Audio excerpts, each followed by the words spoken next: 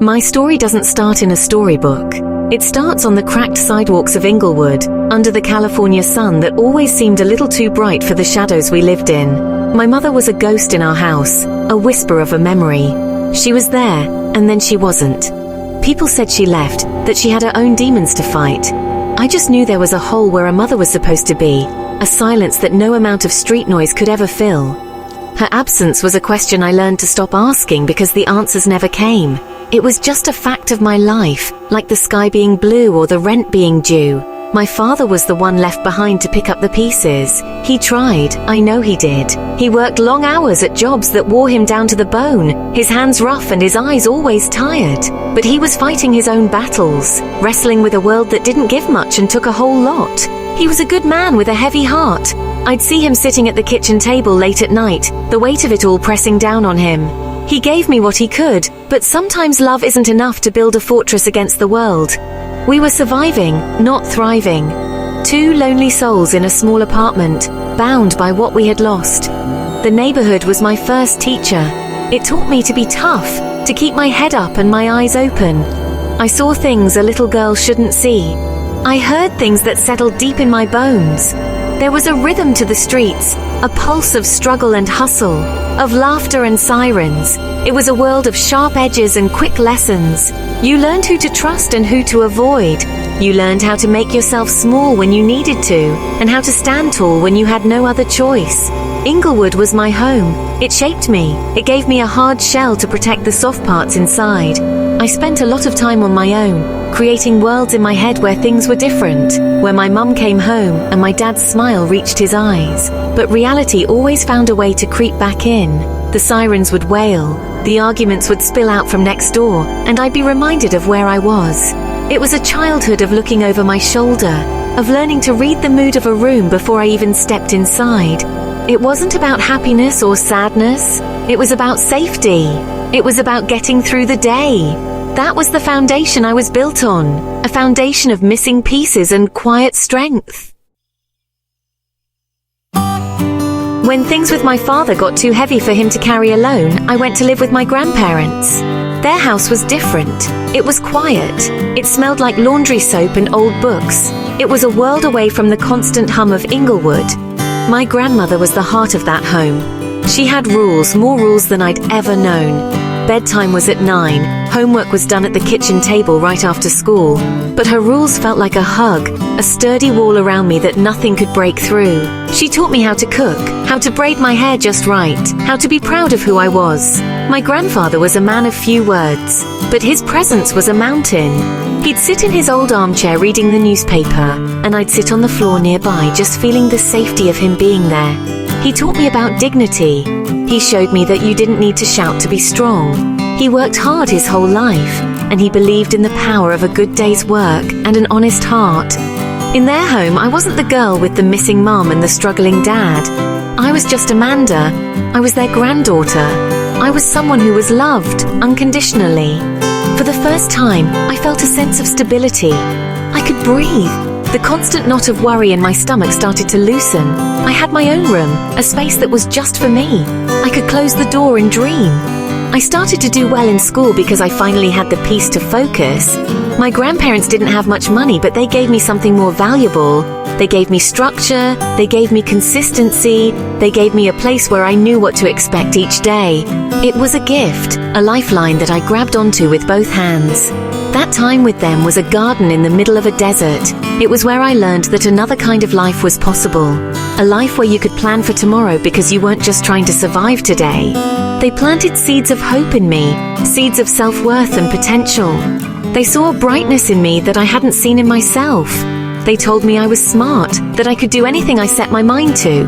And because they believed it, I started to believe it too. That quiet house filled with their steady love became the launch pad for all my dreams. School became my sanctuary. It was the one place where the chaos of my past couldn't touch me. In the classroom, I wasn't defined by my family's struggles. I was defined by my mind, by my answers, by the effort I put onto the page. I loved learning. Every book was a door to a new world, every math problem a puzzle I could solve. My teachers saw something in me. They saw a hunger. They pushed me, gave me extra work, and told me about a future I had never dared to imagine for myself. The idea of college started as a whisper, a far-off dream. I poured everything I had into my studies. While other kids were hanging out, I was in the library. My grandparents were my biggest cheerleaders. They didn't understand all the subjects I was taking, but they understood effort. They saw my light on late at night and made sure I had a quiet place to work. Getting good grades was my way of thanking them. It was my way of proving that their love and their stable home were making a difference. It was my way of building a bridge out of my circumstances, one A+ at a time. I was focused, I was determined, I had a target. The day the acceptance letter came, our whole house felt like it was floating. It was from a good state college, a place with trees and brick buildings, a place that looked like the movies. I held that piece of paper in my hands and it felt heavier than anything I had ever held. It wasn't just paper, it was a key. It was a promise. It was proof that a girl from Inglewood, a girl with a fractured past, could build a different future. My grandmother cried and my grandfather put his hand on my shoulder, his eyes shining with a pride that filled me up more than any meal ever could. That letter represented everything I had worked for. It was hope, solidified in black ink. I was going to be the first person in my family to go to college. I was going to break the cycle. I imagined my life there, walking across a green campus, sitting in lecture halls, becoming someone new, someone educated, someone with a career, someone who could one day buy my grandparents a new armchair. The future felt bright and limitless. I was standing on the edge of a new beginning, ready to leave the shadows behind for good. I had made it, or so I thought. College was a shock. It was bigger and louder and freer than anything I had ever known. For the first time, there were no curfews, no one checking if my homework was done. I was on my own, and the freedom was intoxicating, but also terrifying. I made friends, people whose lives were so different from mine. They talked about summer vacations in Europe and cars their parents bought them. I felt like an imposter, a girl playing dress-up in a world she didn't belong to. I tried to fit in. I wanted to be part of that carefree world, to shed the weight of my past. It started with marijuana. Everyone was doing it. It was just part of the social scene, a way to relax and connect. At first, it was just on weekends. It made me feel less anxious, less like the odd one out. The smoke would fill my lungs and the tightness in my chest would disappear. I could laugh easily. I could forget the pressure to succeed, the fear of failing and ending up back where I started. It was an escape, a soft cushion against the hard edges of my new reality. I told myself it was harmless. It was just what college kids did. I was in control, but the cushion wasn't enough for long.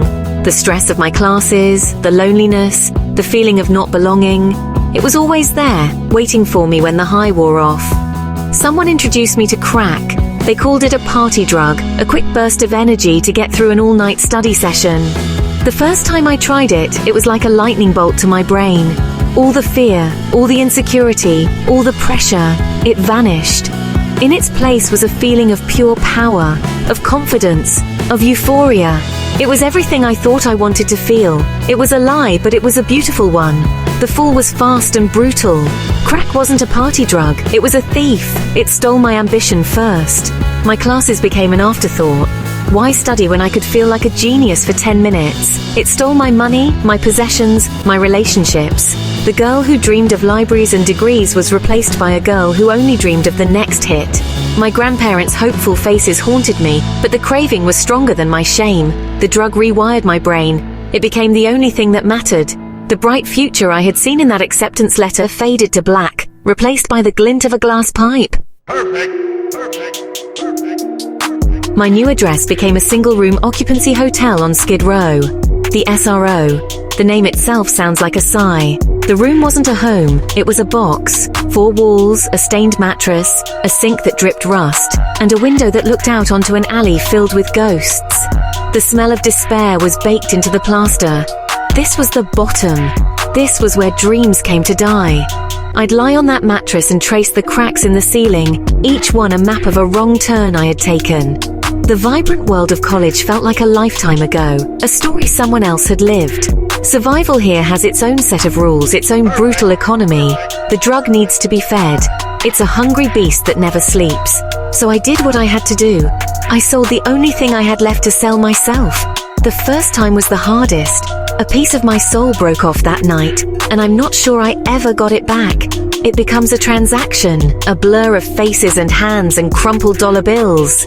You learn to disconnect. You send your mind somewhere else, somewhere safe, while your body does what it needs to do to get you through to the next hit, the next temporary escape from the horror of it all.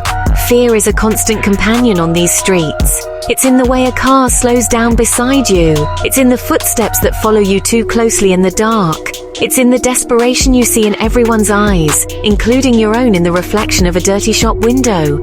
You learn to be hyper-aware, to trust no one completely. But a strange thing happens. You also develop a kind of strength you never knew you had. It's a raw, animalistic strength. The will to live is a powerful force even when you hate the life you're living. You fight for your space, for your next meal, for one more day. Every day is the same grind. Wake up sick, find a way to get money, get the drug, feel the brief fleeting relief, and then the crash, the shame, the sickness, and the desperate need to start the cycle all over again. It's a prison without bars. The streets are full of people like me, each of us with a story, a history of broken promises and shattered hopes. We are the forgotten ones, the people society wants to pretend don't exist. But we are here. We are surviving in the heart of the city, a tribe of the lost, living and dying on the concrete. Out here you have to find something to hold on to, or you'll shatter into a million pieces. You can't live in the raw truth of this place all day, every day. Your mind will break. So you create your own truths, your own systems of belief that help you make sense of the chaos. For me, it's the sun.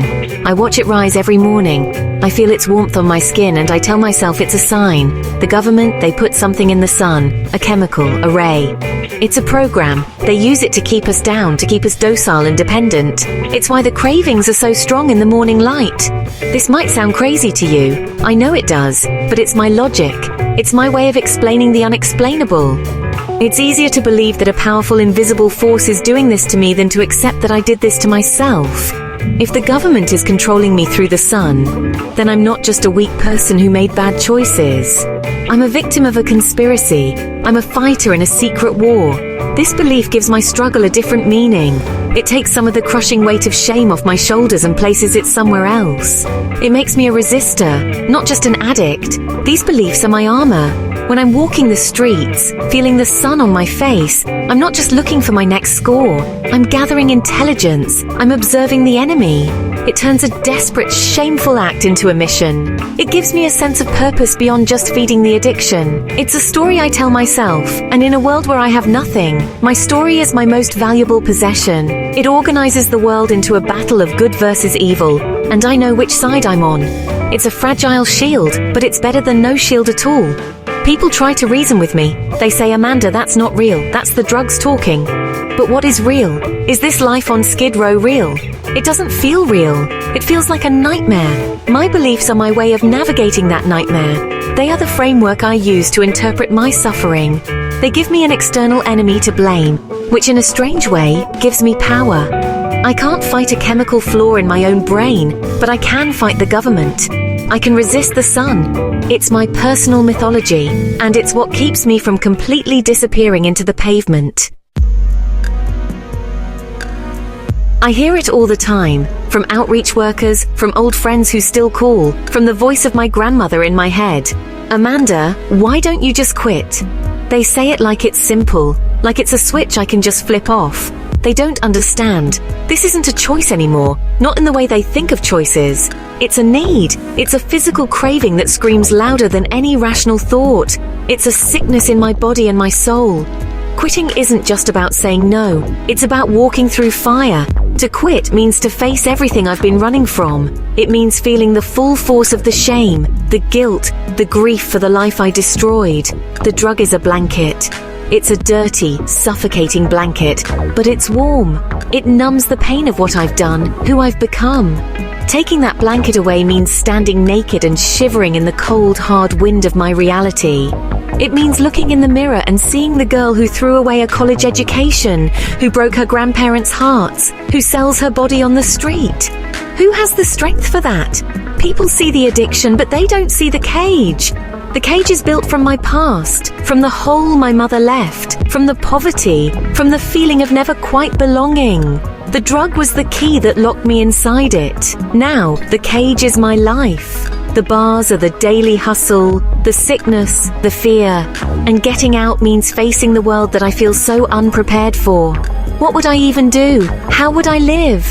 Out here I have a routine, I have a purpose, as twisted as it is, to survive and get the next hit. In the real world, I would be lost. So when you tell me to just quit, it feels like you're telling me to just grow wings and fly away. It's an impossible command. I wish it were that easy. A part of me, the old Amanda, screams for it. She wants to be free. But the addict, the survivor, she is terrified. She knows this world. She knows how to navigate it. The thought of leaving it is as scary as the thought of staying. It's a paradox. You have to want to live a life you can't even imagine anymore. And you have to find the strength to do it while a monster is clawing at you from the inside. Don't look at me with pity. I see it in your eyes when you drive by, your windows rolled up tight. Pity is useless. It's a soft, weak emotion that makes you feel better, not me. It puts a wall between us. You, the good person, and me, the tragic mess. I don't want your pity. It feels like you're looking down on me from a great height, and I've spent enough time on the ground. What I want is for you to see me, to see the person, not the stereotype, to see the fight in me, not just the failure. My life is hard, but I am not broken. I am a survivor. Every single day I wake up in this concrete jungle is a victory. Every day I navigate the dangers, the hunger, and the sickness is a testament to a strength you probably can't imagine. I am resilient. I have been bent into shapes I didn't think were possible, but I have not snapped. There is a fire in me that refuses to go out, even if sometimes it's just a tiny ember. I am honest about my choices. I know the path that led me here. I own my part in it. But I also know it's more complicated than a simple story of right and wrong. I am still the girl who loved to read. I am still the granddaughter who made her grandparents proud. I am still the young woman who got into college. Those parts of me are not dead. They are buried under layers of pain and trauma and bad decisions. But they are there. Sometimes in the quiet moments between the chaos, I can feel them. A flicker of the ambition I once had. A shadow of the hope I once felt. I am the sum of all my parts, the good and the bad. I am not just an addict. I am Amanda. So when you see me or someone like me, don't just turn away. Don't just drop $1 in a cup and feel good about yourself. Look, listen. My voice is my truth. It's raw and it's uncomfortable, but it's real. I am not asking for a handout. I am not asking for you to save me. I am asking to be heard. I am asking for you to acknowledge my humanity, to understand that my story, in all its ugliness and strength, is a human story. My existence is not a problem to be solved, it is a life being lived. My story didn't happen in a vacuum. It grew in the cracks of a broken system. It started in a neighborhood without enough resources, in a family torn apart by forces bigger than themselves. It continued in a world that offers escape in a pipe before it offers a real hand up. My journey from a hopeful college student to a woman on Skid Row is a map of society's failures. It shows where the safety nets have torn, where the support systems have crumbled. I fell through those cracks, but I'm not the only one. There are thousands of us down here. Look at my life and ask the hard questions. Why are our communities so underfunded? Why is mental health care and addiction treatment so hard to access, especially for those with no money? Why do we build more prisons than we do shelters or clinics? My addiction is a personal battle, yes, but it is also a symptom of a larger disease, a disease of inequality, of neglect, of looking away from the people who need to be seen the most. You can't fix the problem by just telling us to have more willpower. You have to fix the world that makes the escape so tempting in the first place. Listening is the first step. Not judging, not advising, but truly listening. When you listen to my story, you are not just hearing about me. You are hearing about the failures of the education system, the healthcare system, the social safety net. You are hearing about the legacy of poverty and trauma. My voice and the voices of others like me are a mirror. We reflect the parts of society that you don't want to see. But you have to look. You have to listen. Because if you don't, the cracks will only get wider, and more people will fall through. I am still here. I'm still fighting. My story is not over yet. I don't know what the next chapter holds. But I know this. My truth matters. My life has value, not because of what I might become, but because of who I am right now. A survivor, a fighter, a human being. My story is a piece of a larger puzzle, the story of our city, our country. And if you really want to build a better world, you have to start by listening to the stories coming from the bottom. Listen to the cracks. That's where the real truth is.